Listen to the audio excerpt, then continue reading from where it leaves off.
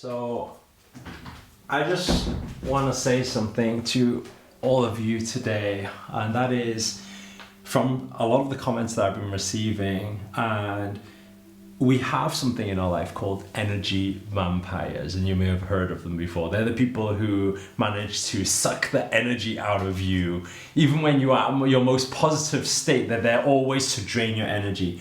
And the question that I get a lot of the time is, Eric, what if it's people in my family?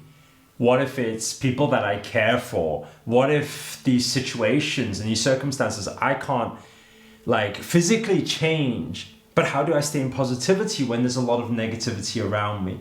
And one thing I want to really start off is this message here is don't feel guilty about not spending time with energy vampires. I'm just going to put this laptop down. And what I want to do today, without getting into any real show reel, because I just want to have this calm, nice, peaceful conversation with you, friend to friend, heart to heart, brother to brother, brother to sister. Because people look at me and they say, Eric, it's easy for you, but you don't understand my situation. And I'm saying, well, you may think that about your situation, but everybody thinks that about their situation as well. But to understand this, there is no such thing as a challenge that nobody else has experienced before. Always understand that. In fact, challenges in life is nothing but just a blessing. It depends on how you look at it.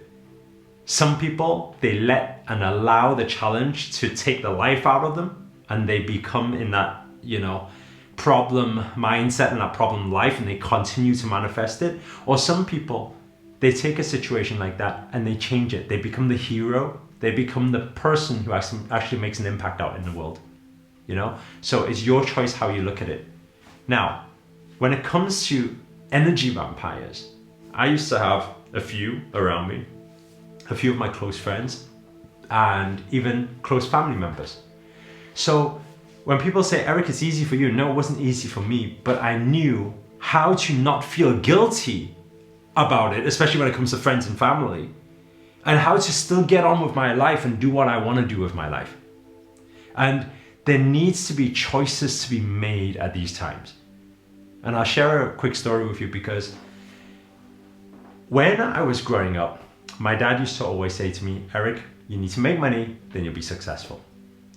Then what happened was, when I got to 18, 19, because I wasn't the very academic type, I used to say to mom and dad, I said, I want to do school. They said, well, what do you want to do?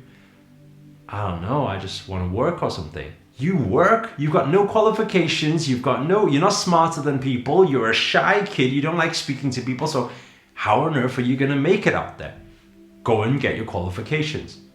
But because I really knew I wasn't that academic type, I don't know if any of you can relate to that, but I decided to quit. So when I was 19, I quit College of Art and Design. And by the way, coming from an Asian family, Asian background, arts and design is classed as you don't go there, You got to be a doctor or a lawyer and stuff like that, right? To be successful.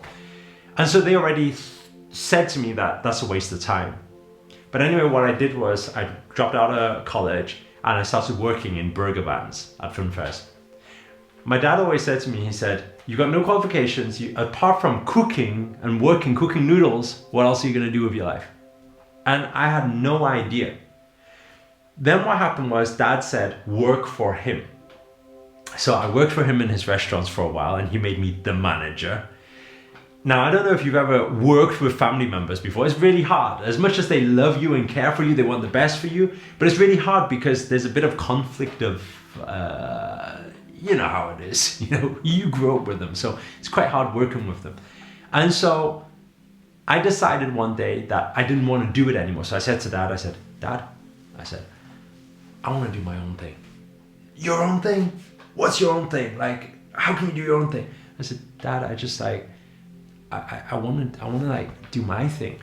you've got no thing. It's like, you've got no qualifications. You're just going to go out there and find a job, you know, and what's the point? Just stay here. Do you know how many people want a job like this? Sorry, bless me. And and then what happened was, he said, do you know how many people want a job like this? And I said, no, I don't know. And then he obviously wasn't very happy. Then at the end of it, I left a note. By the way, this isn't a strategy. Don't go out there and tell everyone that Eric Ho taught you the strategy, okay? I'm just sharing with you from my perspective, so you know everybody has a story. It depends how you make your decision to change your life around. I wrote a long note, and it was all in Chinese at the time, but I didn't know how to write Chinese, so I had to Yahoo translate the whole thing. If any of you have ever used Google Translate before, you'll know that letter doesn't make any sense at all. But anyway, I did 15 pages of Chinese writing. I wrote down, basically, in short, it says, Dad, I'm leaving. Bye. And I left it in the safe, locked it up, and I left the restaurant in the middle of the night. Mum called me up crying. I was like, Mum, I'm gonna be fine. Eric, what are you gonna do with your life? Dad was calling me. Obviously, I wasn't answering that shit because I was like, he's gonna kill me. Like, if he could, like, I don't know, Bluetooth or text message me a fist in the face, he would do that, you know? So I was like, I'm not answering that stuff. So I didn't answer it. There was a lot of chaos. But I made my decision because I knew what I wanted, which wasn't what I was living then. Although everybody around me wanted to support me and love me and care for me, but it was a conflict, right, between the thoughts and what they thought was right for me. I had to step up and make my decision, right, and not feel guilty about it, although knowing it's my family members, right?